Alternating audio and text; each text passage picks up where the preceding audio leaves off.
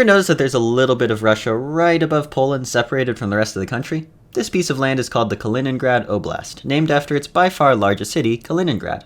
Some of you German history nerds might know it better by its old name, Königsberg. The city was founded in 1255 by the Knights of the Teutonic Order, and for much of its history it served as the capital for various East Prussian kingdoms. It became a part of the German Empire and eventually Third Reich between 1871 through 1945. With the city's capture in World War II by the Red Army, however, its German history would be erased rather quickly. Königsberg had been left utterly devastated by war, both Anglo-American bombing and a months-long Soviet siege in 1945. At the end of it all, only 1/10 of the pre-war population remained in East Prussia. The few Germans left were mostly forced out as part of a wider phenomenon of expulsion of ethnic Germans in former Nazi territories after World War II.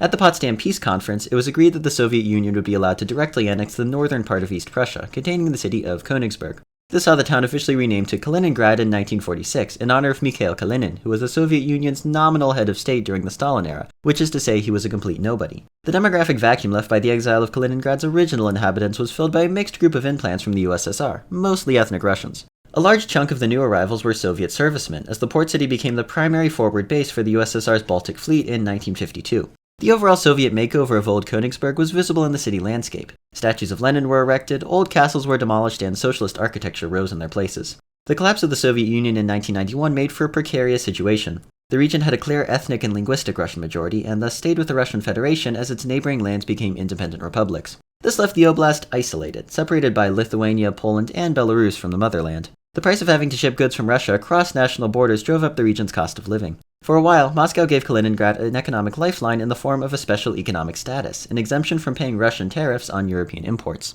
Automobile manufacturers such as Kia and BMW set up plants in the region, taking advantage of reduced costs on imported parts and easy access to Russian markets. For a period in the early 2000s, Kaliningrad looked more and more like Russia's gateway to the West. An inflection point, however, came in 2005, when Moscow tried to push for the right of Kaliningraders to travel through the EU without needing a visa, so that they could easily transit to the Russian mainland.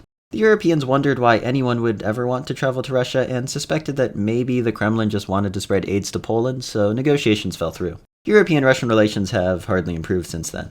In 2016, the Oblast special economic status was revoked. That year also marked the beginning of a military buildup, as Kaliningrad was stocked with T-72 tanks, air and missile defense systems, and nuclear-capable missiles within striking range of Warsaw and Berlin. From the Second World War all the way up to the present day, Kaliningrad has been a microcosm of Russia's complex, sometimes promising relationship with the West. We can only hope that tomorrow it won't become a front line.